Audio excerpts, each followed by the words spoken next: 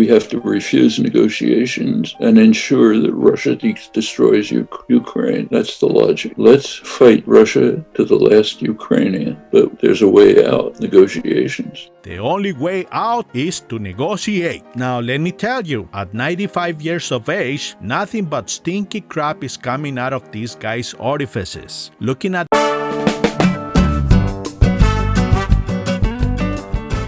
The Facts Hunter. Hello everyone, this is a Facts Hunter, and in this video, I want to debunk Noam Chomsky's flaw logic. But first, I wanted to learn who this guy is and why people listen to him.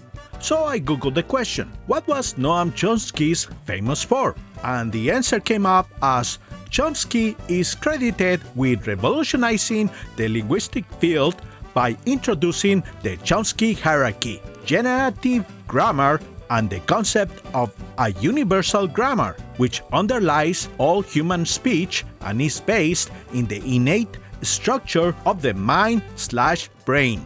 Now, the first thing that comes up when I Google his name was that he is an American professor, but the thing is that this guy is 95 years old.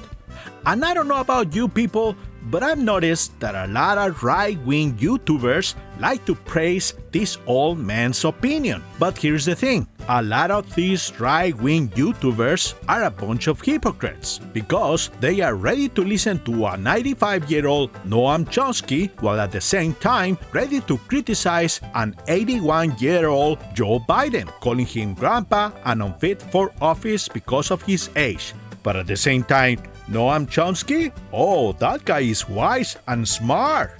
Nah, that is hypocrisy and BS. And that is something I can't stand. And let's get this straight.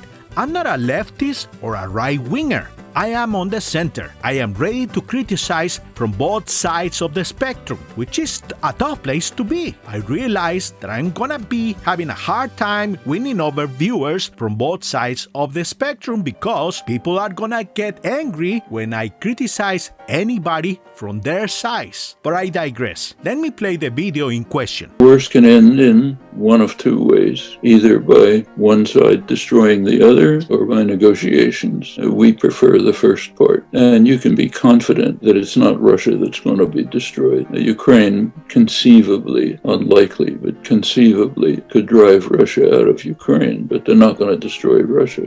So the first thing that 95-year-old Chomsky say is that wars can only end two ways, by one side destroying the other or by negotiation, and that there is no way for Ukraine to destroy Russia. So from the beginning, we see that this old fart thinks Russia is indestructible, and straight out I can tell you that old man Chomsky is flat out wrong. In the 20th century, Russia's society has collapsed at least twice. The first time was during the Russian Revolution of 1917, right after Russia lost the war with Japan, a way smaller country than Russia. Size doesn't matter. And the second time Russia's society collapsed was in 1991, when the Soviet Union collapsed. This, by the way, 2 years soon after Russia lost the war in Afghanistan in 1989, another way smaller country than Russia. And here is the second stupid thing this 95-year-old man said. Russia can easily destroy Ukraine. And if you believe what respected Western commentators are saying, they're saying Russia is so crazy they could do anything. So therefore, we have to refuse negotiations and ensure that Russia destroys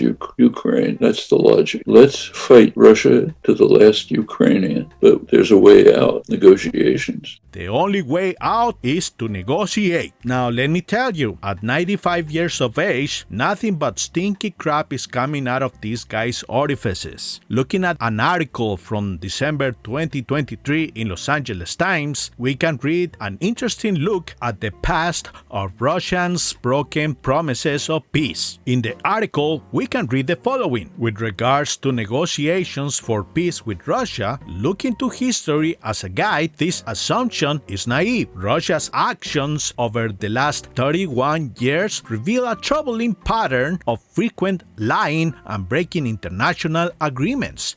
Negotiations with Russia are therefore futile.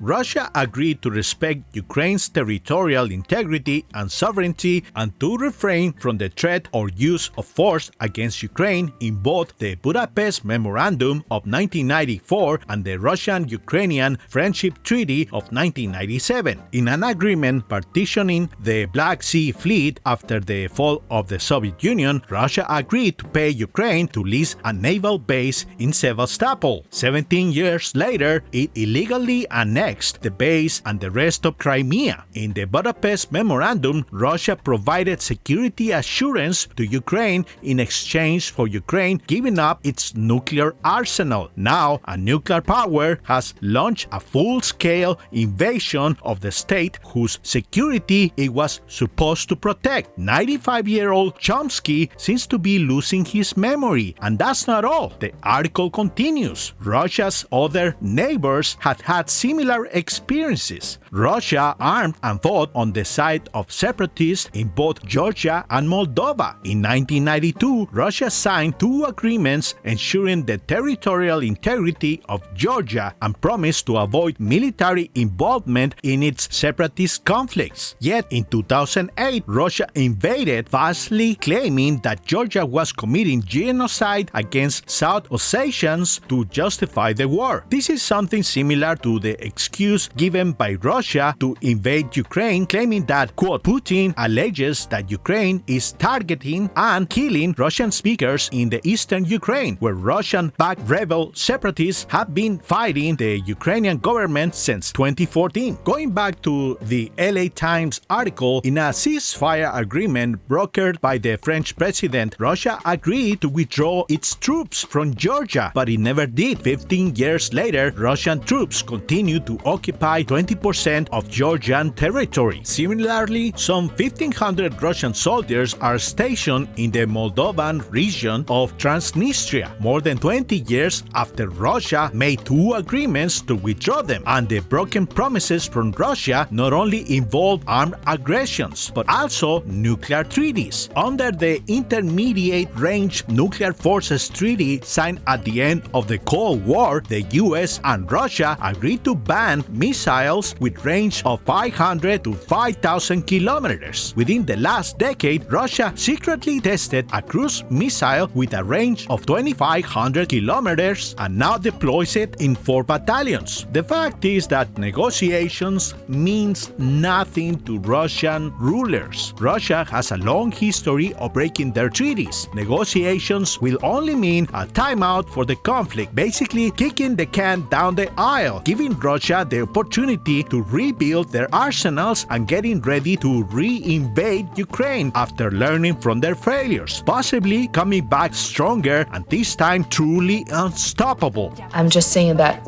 why do you think that Ukraine cannot win the war? Because I live in the world and I can see the facts of the world, not dreams. The facts of the world are that Russia has unlimited means of destruction. We all know that. You know it. I know it. Right now, Noam Chomsky claims Russia has all the weapons it needs to destroy Ukraine. But the fact is that Russia has depleted most of its arsenal, to the point that it has traded with North Korea in exchange for more ammunition. It is also trading and buying weapons from other enemies of America, buying drones from Iran and even China. Noam Chomsky loves to criticize America and calls all information coming from the West as propaganda. But but completely dismisses facts from history. Russia has lost wars against smaller countries, and soon after, its society has collapsed. It has happened twice, and it can happen again, but this old fool negates history's lessons. He's been alive for almost 100 years, but he likes to cherry-pick history to fit his negative narrative on America, a place he comfortably lives in. He is a hypocrite and an old fool. And here's a fact about Noam Chomsky and people like him. And by people like him, I mean people like Gonzalo Lira. They criticize the West, and especially the US. In every geopolitical aspect to them, the US is the ultimate evil. Yet they don't have the balls to move out of the West and live in the countries that are direct opponents to America, which will be Russia and China, or even North Korea. No, they take advantage of the freedom of expression the West offers, but they don't dare to live in Russia or North Korea because they will give up the comforts that the West offers to them. They are total hypocrites. And let me be clear, I understand America's not perfect, and I respect people who decide to move out and live in other countries because they don't like life in America. But I think it is a hypocrisy to claim that United States is the most evil country in the world, while at the same time enjoying a comfortable life in the same country that they criticize, and even take advantage of the benefits America and the West provide. Great-great-grandpa 95-year-old fart Noam Chomsky needs to shut the F up and get off the internet. Don't listen to this old man. Somebody needs to give him his meds and put him away in a place where no one can smell his farts. Well, that's it for this video. If you agree or disagree, write a comment down below. If you like me debunking this type of American traitors, click a like and a subscribe. Thanks again for watching. This is a Fox Hunter. Bye bye for now and take care.